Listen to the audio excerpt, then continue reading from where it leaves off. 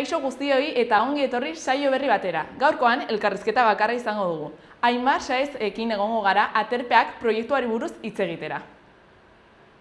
Gaurko egun batean, 1978ko ekainaren 2an, 55 presok ihes egin zuten Bartzelonako La Modelo espetxetik. Borrokan ari diren presoen koordinadorako kideak antolatu zuten ihesa. Urte batzuk geroago, 1988ko ekainaren 2an, Oreretako martxada talde feministak eraikin bat okupatu zuen. Honela zioten esku oinarrian. Non, N bat trenbide eta papelaren artean dagoen paradisu txiki batean. 1980ko ekainaren 2an, Kakagalia jaialdia antolatu zuten Andoainen. Herriaren 375. urteurrena harira udalako antolatutako ekitatearen aurka. Udalak gabinete Kaligari izeneko Espainiako taldea kontratatu zuten kontzertu handi bat egiteko. Eta bukatzeko, duela 11 urte, 2005ko ekainaren 2an, Espainiako poliziak LAB sindikatuaren telefonoak pintxatzen 2 urte zeramatzetela jakin zen. Sindikatuaren egoitza eta gutxienez 24 kide esanguratsuaren telefonak 2 urtez behintzak interbenituak izan ziren. Goazen aste honetako agenda ikustera.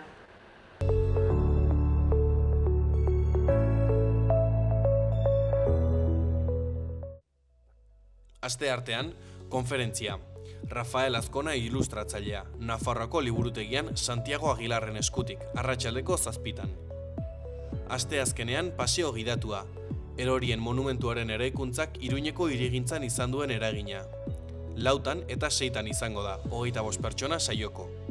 Doako sarrera izango du, baina aurrez izena eman da. Ostegunean, kantu eta hitza zikloaren barnean Xak taldearen kontzertu irekia Oko plazan, arratsaldeko 8:00. Larunbatean, Nafarroako Foru Komunitateko emakumeen pilota txapelketako finalak. Labrit pilotalekuan ordua eta sarrera oraindik konfirmatu gabe. Azkenik, igandean, txistulari eta gaiteroen igandeko goizeko diana eta baluarten 10:00 ordu batera artisau feria. Orain egunkarietako azalak ikusiko ditugu.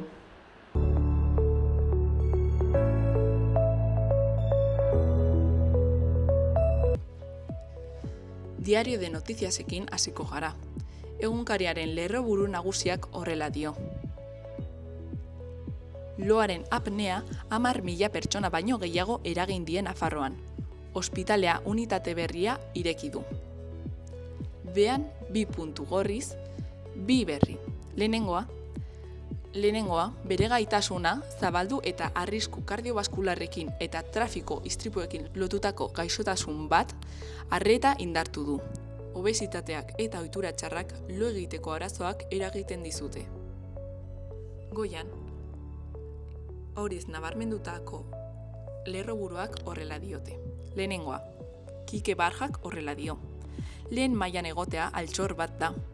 Osasunak 2028 arte ziurtatu du kapitaina, hemen nago poziketa. Irudimena da pentsamendu kritikoaren oinarria. Horrela azaltzen du Kristina Morenok ilustratzaileak, talentu artistikoaren sustapena saria jasoko du bihar. Bestalde, eskuineko aldean 4 lerroburu nabarmendu ditu egunkariak. Alde batetik, Burgiko bizilagun bat hilda trafiko istripu batean. Asier Urzainki, N127 errepidea utzi eta eraikin baten kontra jo zuen. Bestetik, hurrengo lerroburuak horrela dio. Hizkuntza eta ingelesa Nafarroan unibertsitaterako sarrera probak irekiko dira astearte honetan, 4.100 ikaslerekin. Honen azpian, 14 familia ebakuatu dituzte zizurren 2. solairuko sukaldean erreserbatutako sutea delako. Bukatzeko, maiatzako argindarraren faktura batez beste 100% igoko da zerga murrizketak amaitu ondoren. Diario de Navarraren lerroburu nagusiak honela dio. Nafarroan helduek erdiak eta 4 haurretatik batek loaren kalitate eskasa dute. Beheko lerroburuan, HUNeko loaren unitateak 2500 ikerketak egin dituzte aurten. Berago, argazki bat azalaren erdian betetzen du. Bertan, lankidea batzuk Sanferminetako entzierroaren esia jartzen dute azaltzen da. Eta lerroburuak horrela dio. Hilabete bat baino lehenago Sanferminetako prestaketak hasi dira. Goiko aldean 3 berri daude. Lehenengoan, Venezuelan ospetsu egin zen Baltierrako musikaria. Ondoan, Mike Garderen dimisio bat baterakoa. Eta azkenak honela dio. Igor Arrietak bere giro arrakastatsuenaz hitz egin du. Eskuinaldean 3 albiste daude. Lehenengoa honela dio. Feijok PNV-ri eta Juntzi hauteskundeak deitzeko mozio bat babesteko eskatu die. Eratuko litzatekeen gobernuak ez luke Vox barnen hartuko eta tresna hutsa izango litzateke. Jarraitzeko, 38 urteko bizilagun bat Hildaburgiko trafiko istripu batean. Asier Urzainki, Mollerrek, ibilgailu bat errailetatik irten zen bere herrian. Eta bukatzeko, 6 kondenatu 2022ko prozesuan kurian izandako istituengatik. Garagungariaren lerroburu nagusiak horrela dio. Tubos Reunidosen langile murrizketa plana bertan behera geratu da inbertitzaile baten zain dagoen bitartean. Berago, argazki handi batek lagunduta, lerroburuak horrela dio. Trumpek kirola tresna politiko gise erabiltzen ari da. Argazkian gizon batek egunkaria irakurtzen azaltzen da. Behan, ezkerra eta eskuin muturran, lehia bizian Kolonbian. Ezkerraldean, errenteriak biktimen borondatea errespetatzeko eskatu du. Errenteriako udalak atzo adierazpen bat eman zuen herrian gertatu diren eraso sexiste berri emanez.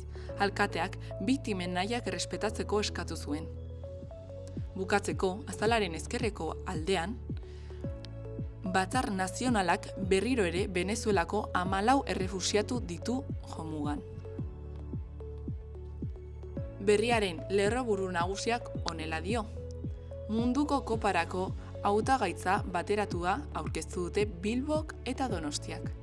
Beko aldean, 2 hiriburuetako udalek, Jaurlaritzak, Bizkaiko eta Gipuzkoako aldundiek, Atletike eta Errealak egin diote eskaera FIFAri. 2030ko futbol txapelkeretarako. Ondoan, baldintzat jarri dute, 2 partida jokatzean San Mamensen eta Anoetan. Beste motatako ekitaldiak egin ahal izatea eta euskara kontuan hartzea. Argazkiaren ezkerrean horiz nabarmenduta, Israel mehatxuetatik ihes Beiruten beste behin.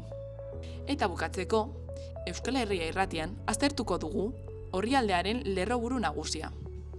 Irrintzi Peñak 75 urte kirol elkarte bezala sortua. Sanferminetako Peñak 75 urte bete ditu aurten. Euskal Herria irratiaren etxe den Irrintzi Dorrea edota Amaia kirol elkarteko igerilekuak martxan jarri zituen. Eskuinean bigarren lerroburuak, bestalde horrela dio. Mitxoletak abesbatza, Insala, Osala, Antzerki Komunitarioa eta Moises no duerme geltokiko ekaineko agendan. Eta 3. lerroburua bukatzeko horrela dio. Lemazin berri baten bila. Boligrafo gorria hartu eta denboraldiko notak jarri dizkiogu osasunari. Alexio Listiren tokia hartzeko hautagai posible ez ere mintzatu gara.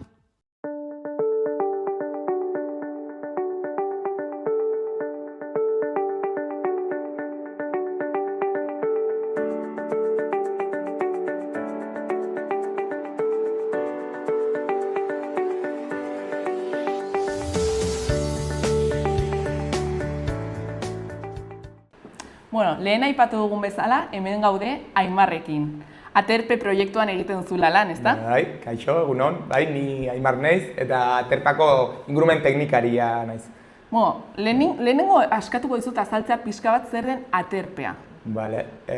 Aterpeak proiektua berez, Ilundaingo Fundazioak 2017an sustatutako proiektua da. Ingurumen hezkuntza lantzean datza, vale, proiektua.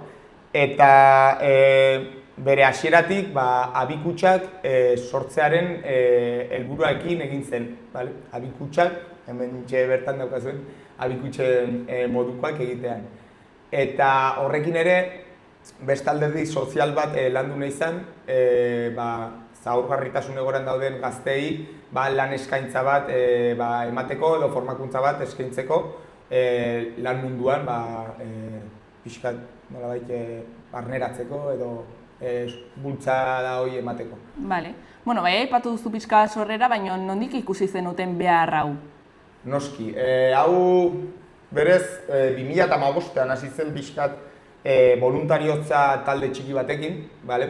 Ze abikutxen afera edo gauza hau ez zen oso ezaguna hemen, inguru honetan, gizarte honetan, bai Europa mailan beste leku batzutan aspalditik hasi ziela kontu honekin, baina hemen pixkat sentsibilizatutak zeuden pertsona batzuk elkartu egin ziren eta proiektu honi forma ematen hasi ziren, lehendabizi hitzaldi batzuk emanez, formakuntzak eskainiz, eta abikutxak beraien kabuz eginez. Eta gero, 2017an proiektua kontsolidatu egin zen, diru laguntza batzuen bitartez, gobernukoak eta Nafarroko gobernukoak eta Caixa eta Caja Rural Fundazioaren bitartez.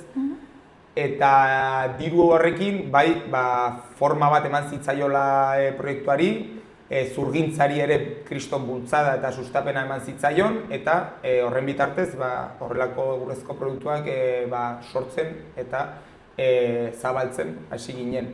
Eta nola ez, hauek ere ingurumen hezkuntzako tailerretan erabiltzen hasi ginen. Nahiko denbora ibili zineten dirurik jaso gabe, eta zergatik egiten zenuten proiektu hori? Hasieran zen naturalisten elkarte bat bezala, eta bakoitzak bere kabuz esperientzia edo bizipen txiki bat bezeukala kutxekin, ze nik uste dut horiek sentsibilizatuta zeudela arlo honetan eta beraien etxetan edo herritan horrelako kutxak instalatzen hasi zirela. Baina gero grina edo gogo horik bultzatuta elkartu egin ziren zenbait pertsona, horrelako gauzetan nahiko adituak zirenak edo behintzat esperientzia lutzea zeukatenak, eta esan zuten zehoz egin bartzela Iruñerrian honekin. Ze ikusten zuten ingurumen arazo larri bat zegoela, beste leku batzutan bezala, gero aipatuko dudana, segurazki, eta abikutxen kontua ezaguna etzenez, horrekin lantzen hasi ziren. Eta Ilundaingo Fundazioekin azkenean hartu eman bat egon zen eta proiektuari pixkat forma eman zitzaion. Eta aterpeak izena nondik dator? Hori da kantua, noski. Aterpeak, aterpeak hitzakin berez gu eman nahi diogun esanahia zera erderaz refugio esaten zaion hitzana. Aterpetxe baten esanahia non gure inguruan bizi diren animaliai, batez gaztiei, etxe moduko bat eskaintzen zaion. Zergatik, beraien habitata erabat aldatu egin dugulako, eraldatu egin dugu, beraien habitat naturala, eta horren ondorioz, etxerik gabe gelditu izan dira espezie asko, eta egoera hori nolabait konpontzeko, abikutxen kontua ezagutarazi dugu. Eta zer balio daude aterpe proiektuan? Balio filosofikoak edo pixka bat edo horia, pertsonalak edo ez dakit. Aterpeak berez bi helburu nagusikin hasi zen, lehenik eta behin Ilundaingo Fundazioaren helburu nagusia edo xede nagusia dena, esan dudan moduan, hautasun egoera batean dauden gazteei bigarren aukera bat ematean, eta gero lan munduan edo gizarteratzearen kontuarekin pixkat bultzada bat ematean zetzan. Gure kasuan, zurgintzaren arloan murgilduz. Gero ingurumen baldintzak hobetzean datza, nolabait biodibertsitatea sustatzean, inguruko espezieak ezagutaraztea eta hauen egoera edo beraien kantitatea, kopurua hobetzea, nahiko urria da, horrelako zonalde hiritartuetan. Eta bukatzeko jendeari, nolabait hiritarrei edo herritarrei ingurumen hobekuntza honen parte izatea. Ze azkenean gu parte hartze aktibo bat bultzatzen dugu, eta adibidez beraiek eratzen dituzte abikutxak tailerretan eta bestelako jardueretan, eta horren bitartez beraiek dira horren erantzuleak edo protagonista. Horrekin ere nolabait sentsibilizazioa landu egitegu. Eta zaila egiten zaizue adibidez, pixka bat natura garrantzia eta laguntza garrantzia ere proiektu honetan nahastea edo nola egiten duzu? Osea, ze niri pixka bat zaila iruditzen zait, pertsona batek bakarrik naturari buruz dakienean proiektu honetan sartzea eta proiektu honetan lan egitea zaiz da bakarrik naturari buruz. Noski. Bai, ni hasieran berez baserri eskolako, Ilundaingo baserri eskolako laguntza izan nun, ze azkenan baserri eskola bilera edo esperientzia luzeagoa dauka, zentzu honetan ingurumen hezkuntza lan zen. Eta bertara ikastetxe pila bat, entitateak eta bestelakoak joaten dira. Eta filosofia horrekin, ingurumena gizarteari gerturatzearen filosofiarekin, aterpeak ere eratu egin zen, nolabait, ez mugatzeko bakarrik ikastetxeak baserrira etortzera, baizik eta gu ikastetxera ere joateko asmoarekin egin zen, orduan. Gertatzen zaigun askotan da, ikusten dugula gizartean, ume askok ez dakitela zer den natura, edo ez dutela inolako harremanik eduki horrekin. Orduan, nolabait, reto edo erronka handia daukagu, gerturatzeko ingurumena gazte hauei, ze inolako ezagupenik izan gabe, ni naiz horren erantzulea, berari irakasteko edo grina hori sortzeko, eta natura behar den moduan baloratzeko. Beraz, ne ustez, kontzeptu teknikoak eta alde batera utzi behar direla eta pixkat esperimentalagoa bihurtu ingurumen hezkuntza gerturatzeko ezagupenik ez daukan jendeari. Hori bai dela pixkat erronka nagusiena, denok ez dakite naturari buruz, igual dakigun moduan. Eta ze pertsona motaentzako da aterpeak proiektua? Ze bai aipatu dituzu ja haurrak, umeak eta eta ere pixka bat lan munduan sartzeko pertsonak edo halakoak. Piskat nori zuzenduta dago? Lehenik eta ben, gizarteratze lan horretan, beraiek egiten dutena da guri produktutaz hornitu. Eta gu produktu horiekin gero tailerretara bideratzen ditugu, eta produktu horiekin zenbait jarduera sortzen ditugu, eta hori batez ere eskolekin egiten da. Noski, gu udaletxeekin hitz egiten dugu aurretik, aldez aurretik beraiekin hitz egiten dugu, hitzarmen bat sinatzen dugu, urtean zehar ez dakit zenbat jarduera egitearena, eta gero harremanetan jartzen digute eskolekin, bertako eskolekin, eta gero zenbait aktibitate antolatu egite ditugu. Horretaz gain ere, entitate publiko batzukin baita lan egiten dugu, diru laguntza direla eta askotan kontratatu egiten gaituzte, edo gu ere diru laguntzaetan sartzen geha. Eta eskoletaz aparte, adibidez, produkzio ekologikoa sustatzen duen ZEPAen entitatearekin lan egite dugu, adibidez, ingurumen hezkuntza lantzeko. Gero uda bakoitzero gobernuak eskaintzen duen diru laguntza batekin, adibidez, sindrome Downgo asoziazioekin ere elkarlanean gabiltza, aspalditik. Horretaz gain autismoko asoziazioarekin ere, erakundearekin ere. Eta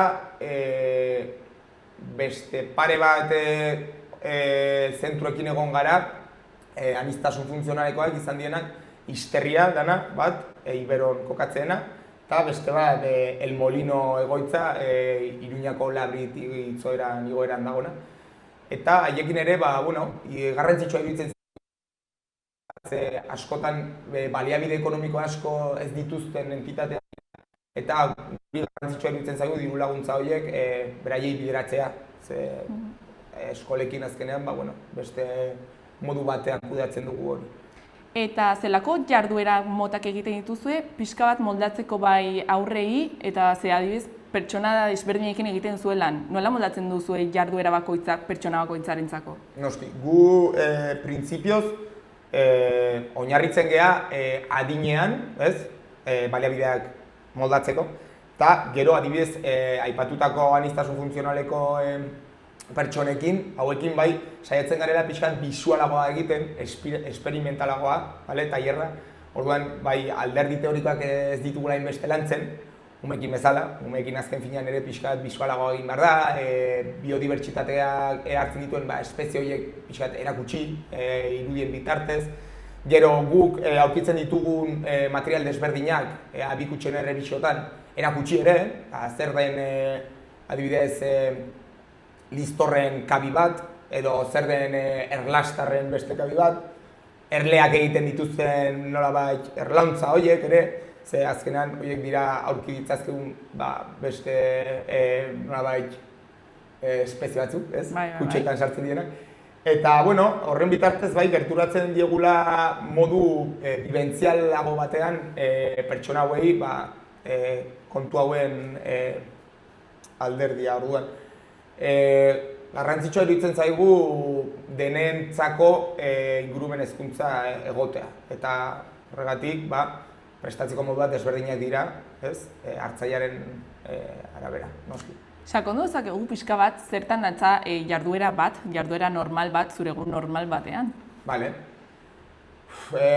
Gu berez 10 tailer inguru eskaintzen ditugu, urteetan zehar, bai. Desberdinak guztiak? Desberdinak dira guztiak, baten bat bai beste batekin lotura daukala, lotura zuzena, baina hasiera batean, esan dudan moduan, bi kutxekin hasi izan proiektua, eta gero denborarekin izan zuen alderdi zientifiko hura alde batera uzten joan zen, eta ingurumen hezkuntzan zentratu edo oinarritu egin zen.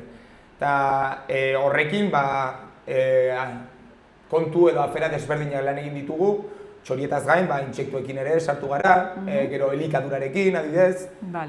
Horretaz gain ere txorientzako jalekuak egite ditugu, neguan zehar elikagaiez hornitzeko, zenbait espezie hemen gelditzen dienei. Gero xagusarrekin ere lan egiten dugu adibidez, beraientzako babeslekuak egiteko ere tailerren bat eskaintzen dugulako. Orduan pixkat hori ikusi dugu garrantzitsua dela dibertsifikatzea. Ze azken finean bestela mugatu egiten zara gauz batera eta denboran zehar arrakasta hori edukitzeko ezinezkoa da gauz bakar batekin. Hori bai, arrakasta gehien izan duena da bikutsen eraikuntzen tailerra, eta gero horrekin lotura zuzena daukana da abikutsa horien errebisioa udaberrian, orain arte egiten egon naizena. Eta bai politia iruditzen zaidala, nola gazte batzuk abikutsa eratzen duten, margotu, beraien kutsua eman, eta gero udaberrian erabili den ala ez, ziurtatzea ikustea, ez? Eta horrekin bai eratzen duzula lotura bat, ez da? Abikutsa horrekin eta txori hauekin, ez da? Kasu honetan amilotxekin eta kaskabentzekin. Bai, pixkat nola emaitza ikustea, zure lanaren emaitza ikustea, ez da? Hori da, nola onura hori ematen nahi diozun ingurumenai, horregatik. Esango zenuke hori dela nabarmentzen den aldaketa nagusia, pixkat hasi proiektuaren edo talde batekin hasten zaretenean eta bukatzerakoan. Edo ze ezagutzak hartzen dituzte edo ze aldaketak ikusten dituzue haiengan? Bai, gu berez, horrelako tailerrak urtero egite ditugu zenbait bailaretan, batez ere Arangurenen eta Eguesibarren. Eta bertan, bai ikusten dugula eskoletako umeek pixkat sentsibilizatutagoak daudela beste eskola batzukin alderatuta. Eta guk tailerra egiten dugunean, hasieran beti egongo da baten bat interes gehiago daukana eta beste batzuk pixkat pasotagoak dianak, baina praktikoak dienez eta galderak egite ditugunez eta parte hartzen dutenez ez denez soilik alderdi teoriko bat, tailer bukaeretan ikusten ditugu gehien bat umeak aztonatuta bezala, ez hor gogo batzukin ikasteko. Eta hori da guri bai kriston indarra edo bultzada ematen gaituena honekin jarraitzeko. Beraz, nik uste dut, umeak gehien bat, desente ikasten dutela honekin. Kontua da ez dagoela guztiz jarraikortasun bat kurtso osoan zehar, baizik eta tailer puntuala, jarduera puntuala egiten dira horrekin, eta gero noski lotura hori eraikitzen dute ingurumenarekin, ze gero adibidez errebisioa egiterakoan gogoratzen dira beraien kutxetaz eta bestelakoak, orduan horrekin pixkat lotu egiten ditugula beraien ingurura. Hasieran aipatu izan duzu ingurumen arazoa. Zer aipatu nahi duzu horri buruz eta zergatik bururatu zaizu arazo ingurumena edo? Noski.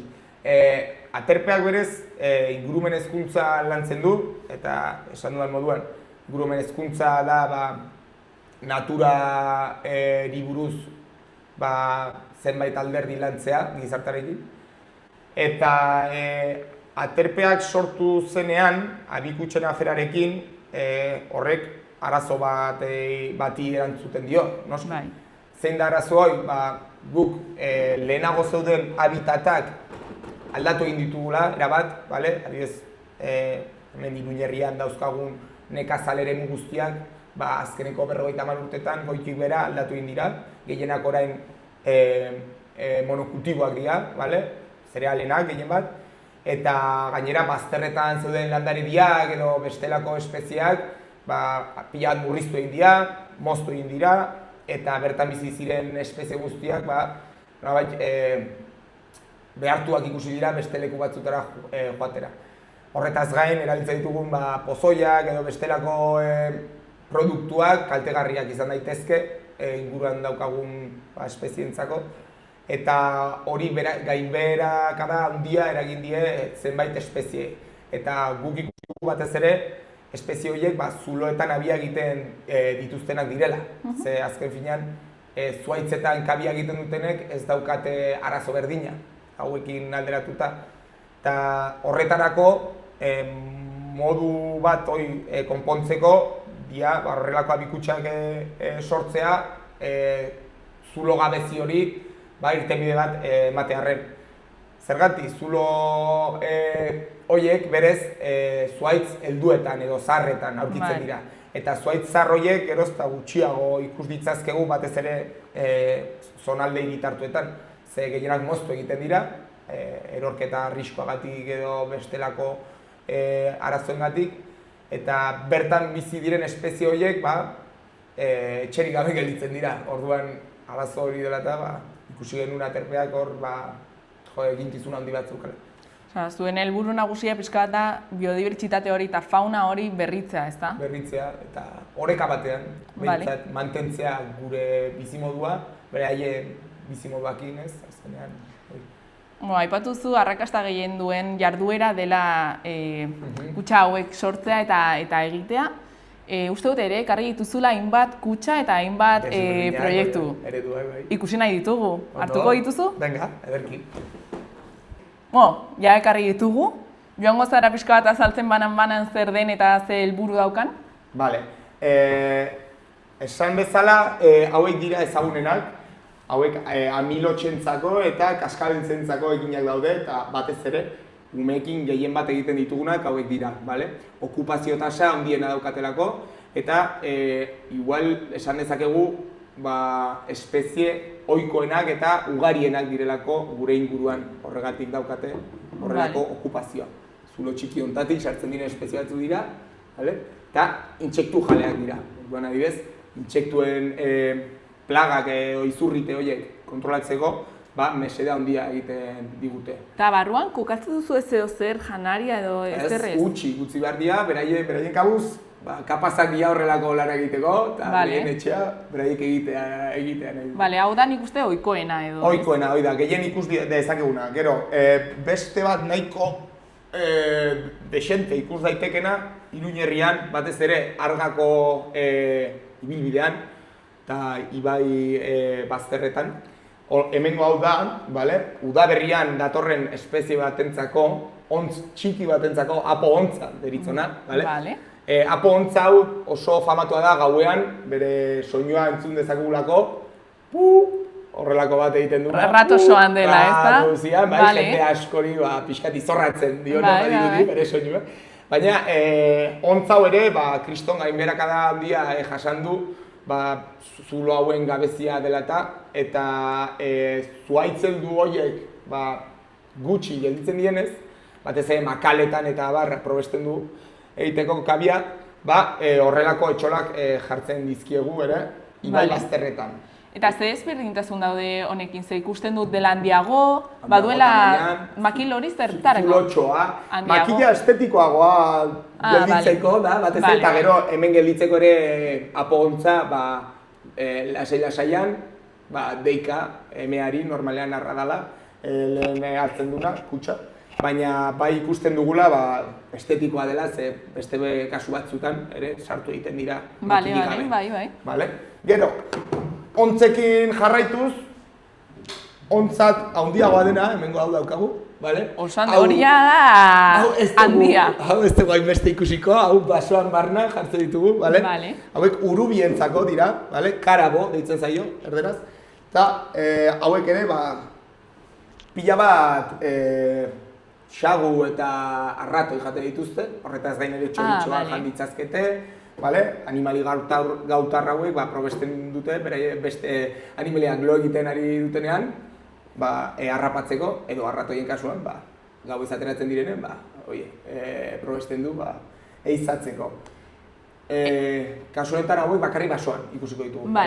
Eta beti jartzen dituzue zuhaitzetan edo ere lurrean? Normalean zuhaitzetan eta batzuk ere paretetan jarbitzazkegu. Gu 20 kutxa inguru dauzkagu gure webgunean bertan ikus daitezke, zeintzuk diren, eta espeziaren arabera noski habitat desberdinetan jartzen ditugu, gehien bat zuhaitzetan noski. Baina ere paretetan jarriak dauzkagu, ze azkenean zuloak dira behar dituztenak, eta etxeetan ere ikusi da horrelako espeziak sartzen. Eta zenbatero egiten duzuen nola kontrol bat edo inspekzio bat, pixka bat ikusten ze harrera izan duten? Hori da, okupazioa gu batez neurtzen dugu negu aldera. Hasten udazkenean, gutxi gora bera, errebisatzen gehienak, eta gero udaletxe bakoitzai berak bere lurraldean dauzkan abikutxen okupazio tasa bat heltzen diogu edo erakusten diogu, zein den, guk egindako ikerketetan oinarrituta, eta pasatzen geha gutxi gara udazkenetik negu hasierara. Ze berez bertan badakigu espezia ja ez dagoela eta ez molestatzeko, ez talakoz arazo bat berarentzako. Gainera, urtero zenbait kasutan garbitu beharra dakagu barruko materiala, bere egindako kabia hurrengo urtean berriz ere egiteko, garrantzitsua delako garbi mantentzea. 20 kutxa dituzuela aipatu duzu, eta non daude kokatuta guztiak Lundain inguruan edo? Ez, habitat bakoitza adibidez batzuk ibai albotan jartzen ditugu esan bezala, baina gero beste batzuk lurrean doaz, adibidez, kasu batzutan adibidez edo zubien azpian. Ze buztanikara horiaren kasuan adibidez, badago espeziat buztanikara horia dena, eta horiek adibidez jartzen ditugu harrizko zubien bekaldean kabiak paretan txertatuta.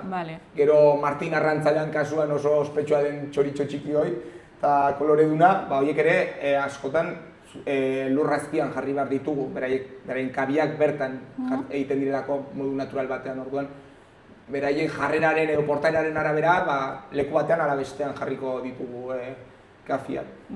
Jarraituko dugu? Jarraituko dugu, noski. Gero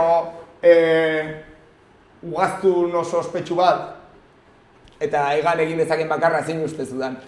Xaguzarra, gaurtarra ere, xaguzarraren kasuan hauek xaguzar fisurikoak dira, hau da, sartzen dianak arrakaletan, batez ere, hauek adibidez, gure artean oso ohikoak dira ikusteaz, eraikinetako zuloak eta bestelako hutsuneak erabili egite dituzte sartzeko eta bertan izkutatzeko. Hau oso estua ikusten dut. Oso estua, hemendik itxaso egiten dira egaka egiterakoan, hauek jartzen dira horrela, modu vertikalean, vertikalean. Paretetan, batez ere, paretetan eta zuhaitz batzutan ere jartzen ditugu, baina zuhaitzak egon beharko dira nolabait solte edo zonalde irekietan. Ze beharrezkoa da, zonalde ireki bat ukitzea, barrura sartu alizateko. Eta ikusten duzuen moduan, arrastu batzuk eginak dauzka, hemen xagutxarrak atzaparren bitartez gora egiteko. Ondo. Eta bi nolabait kapsula edo bi utxune ditu, bi pixu. Eta hau eguzkia jotzen duenaren arabera, bero asko baldin badute edo hotz pixkat, barrura edo kanpora sartzen dira, temperaturen arabera mugitu alizateko. Horretaz gain ere, gehiago sartu alizateko, individuo gehiago, banako gehiago sartu alizateko. Eta galdea bat, nola lortzen duzue pixka bat hori, testura hori izatea? Makina baten bitartez egiten du zurginak, pasatzen dio lija moduko bat, eta horrekin testura berezi hau ematen dio, xagutxarrek heldu alizateko. Garrantzitsua da, horrelako testura eukitzea, ze bestela, ezin dira hitzo, gogoraka. Eta gero, komentatu dudan moduan, hemen jaldekuak dauzkagu, hauek zintzilikatu daitezke, zuaitzetatik, janaria hemen txedoa, bandeja honetan, eta hauek batez ere, neguan edo udazken aldera egiten ditugu, umeekin, beraien eskoletan eta bar jartzeko, eta gero, noski, garrantzitsuena ze da, hau egitea oso politia dela, baina gero jarraipen bat eman behar zaiola, noski, hau gainera, kriston lagungarria izan daiteke inguruan dauzkagun espezie horiek ikusi alizateko eta identifikatzeko. Ze jatera doaztenean, ze txori dagoen, txontarrunta edo txolarre bat edo bestelako txuriak, nahiko ohikoak dianak, ikus ditzazkegu hemen, nola jaten duten. Noski, haziak eman behar zaizkie, ogia edo bestelako jaki prozesatuak ez dira. Bakoitzak badu bere jateko modua eta bere jateko beharrak, ez da? Elikadura, noski. Guztiok bezala. Eta hau aipatutakoa izan da, ospetsuena, hor daukagula, eta gero beste bi hauek, hau formatu berri bat da, hau gutxi sortu duna. Hau ja ikusten dut desberdina dela. Hau txorientzako ez da. Ze, insektuak edo? Intsektuentzako da, eta hau ere, indarra handia hartu egin du azkeneko urteetan, batez ere eskoletako baratzetan, eskola askok baratzak dauzkatelako, eta oso garrantzitsua da ere intsektu onuragarriak eukitzea gure baratzetan, hala nola marigorringoa, oso ezaguna dela. Eta hauek ere izurriten aurka, kriston mesedea egiten digute, kontrol biologikoan oso garrantzitsuak dira, orduan pozoiak erabili beharrean, horrelako intsektu harrapakariak balin badauzkagu, balin baditugu, plaga horien kontrol natural bat sustatu dezakegu. Kasu honetan, hau da, modelo txikia, bakoitzak berea egiten duela eta eramaten du etxera horrelako txiki bat, eta beste hauek normalean taldeka egiten direnak dira, eta intsektu desberdinak sartzen dira hemen noski. Hemen adibidez, zulotxo hauetan, erle bakartiak edo listor bakartiak sar daitezke, lokatzez estaltzen dituztela beraien txetxoak. Bere kabuz egiten du, sartu egiten da, eta arrauntzak sartzen ditu, nektarra, polena eta bestelako janariak uzten dizkio, eta gero lokatzakin pareta desberdinetan arrauntza bat isolatzen du. Eta gero, hortik, urren urtera edo, banako heldu ateratzea. Gero hemen lepidopteroak sartzen dira, tximeletak, ezagunenak, bertan beraien metamorfosia egin dezaten. Eta hemengo solairu bakoitzan sartzen dugun materialaren arabera, intsektu bat ala beste bat sar daiteke. Ezagunenak ipursardeak dira eta marigorringoak. Eta adibidez, lastoa, gurrazala sartzen dugu, pinaburuak, sartzen dugu, umeekin beraiek sartzen dituzten, eta gero esi moduko bat jartzen zaio, materiala ez egiteko, ez errotzeko, eta txoriak intsektuak jatea ekiditeko. Bakarrik ez da importantea lekutxoak, ze bakoitzak badu bere lekutxoa edo bere logela. Oso, ondo, esan dira. Baina ere da garrantzitsua zer sartzen duzuen, ze textura motak edo ze material mota. Hori da, materiala batzuk, intsektu batzuk erakartzen dituzte eta beste batzuk. Bai. Hori da, armi armak ere sar daitezte, ez dela intsektuak, baina ere mesedegarriak dira, ze kontrolatu egite dituzte beste. Bale. plaga batzuk. Osea, intsektuak ere supergarrantzitsuak biodibertsitaterako. Beti ospetxarra izan dutela, baina ez da. Bale, eta hau ere ikusi dugu edo? Bale, Hau da, bale, modukoa. Hemengo hauek, bai, zintzilikatzen direla gantxo moduko batzukin, bale? Hauek handiagoak diranak, alambrezko ari batzukin enborrera lotu egiten dira, eta beste hauek gantxo batzukin pertiga baten bitartez, bale? Lotu egiten dira eta zuhaitzaren adarrean gelditzen dira zintzilikatuak bezala, bale? Garrantzitsua da ere orientazio egoki batean jartzea, eguzkiak emateko eta bero mantentzeko kutxa. Horrela okupazioa seguraski erraztu egingo dugula. Eta gero hemen atariaren nolabait irekiera. A ber, ireki dezakezu? Ireki dezakegu, bale? Eta hemen guk egiten duguna da errebisatu, bale? Udazkena altzen denean edo hegoaldera. Eta sartzen duten materiala edo kabi guztia aurkitzen duguna garbitu egin beharra dago. Apuntatu ze aurkitu dugun eta garbitu. Eta gero, hurrengo urtera behira, hurrengo udaberrian berriz ere okupatu egingo dute seguraski. Bueno, ja ikusi ditugu mota ezberdinetako kutxak, animali gehiago, Ezin ezkoa dena guztiak erakustea. Bai, bakoitzak behar ditu behar batzuk, bai tamainari buruz edo bai texturari buruz. Bueno, ja ikasi dugu asko. Bai, ne ustez da. Badago nik uste oraindik gehiago ikasteko, baina bueno, ikasi dugu. Bai, jode. Nola ikuste, orain ja pixka bat galdetzeko eta bukatzeko begiratzeko aterpeak proiektuak etorkizunerako nola ikusten duzu edo ze aldaketak ikusi nahi dituzu? Bale, aterpeak nire ustez,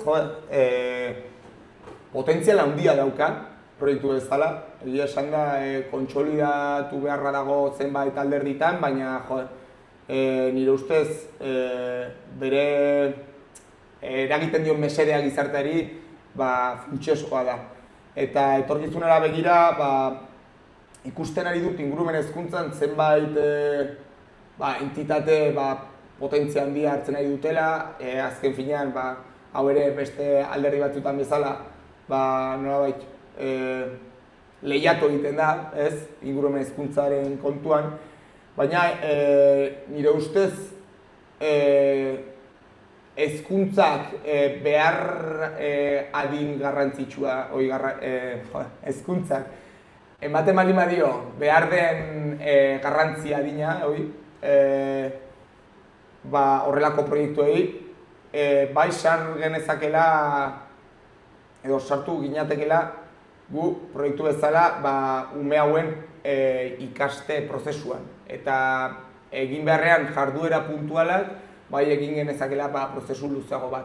Orduan, nire ustez, hezkuntzan aldetik landu daitekela, eta gero ere lanbide zientifikoa pixkat ere sustatzeko, zenbait lan aurrera eraman daitezkela uste dut kutxa hauekin, nekazal sorotan edo gaur egun dagoen produzitzeko modua aldatzeko, horrelako egitasmoa bultzatzea edo sustatzea uste dut garrantzitsua dela.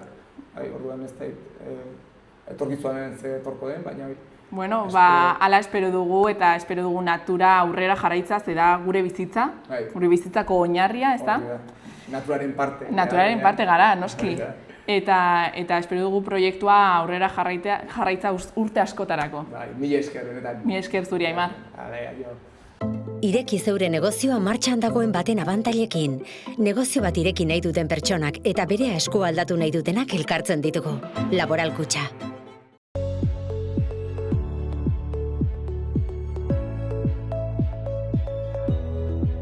Asteartearen hasieran hodeiak ugaritu egingo dira eta goizan eta arratsaldearen hasieran zerua hodeitsu egongo da. Euri apur bat egingo du orduan, bereziki Kantauri isurialdean. Arratsalde gau partea ateratu egingo du. Kostaldeko zenbait lekutan izan ezik eta ostarte batzuk ager daitezke. Ipar-mendebaldeko haizea ibiliko da. Aurreko egunetan baino indartsuago. Bolada gogorrekin eta Ebro ibaiaren oso gogorren batekin. Temperatura maksimoak nabarmen jaitsiko dira eta toki askotan 19-20 gradu zentigradoren bueltan geratuko dira. Bihar, asteazkena, argitzera eta epeltzera egingo du. Eguna motelki hasiko du bereziki ipar partean, eta kostaldetik gertu eta Kantauri isurialdearen ekialdean euria txikia egin dezake. Egunak aurrera egin ahala, hodei geruzan saretuz joango da, eta arratsaldean giro eguzkitsua nagusiko da. Haizean nora haizean eta ahul ibiliko da hasieran, eta arratsaldean ipar ekialdetik finkatuko da. Temperaturak gora egingo du eta asteartean galdutakoaren zati handi bat irabaziko du. Ireki zeure negozioa martxan dagoen baten abantailekin. Negozio bat ireki nahi duten pertsonak eta bere asko aldatu nahi dutenak elkartzen ditugu. Laboral Kutxa. Hau izan da dena gaurkoz, baino bihar jarraituko ditugu elkarrizketa berriekin. Mila esker horregoteagatik. Aio!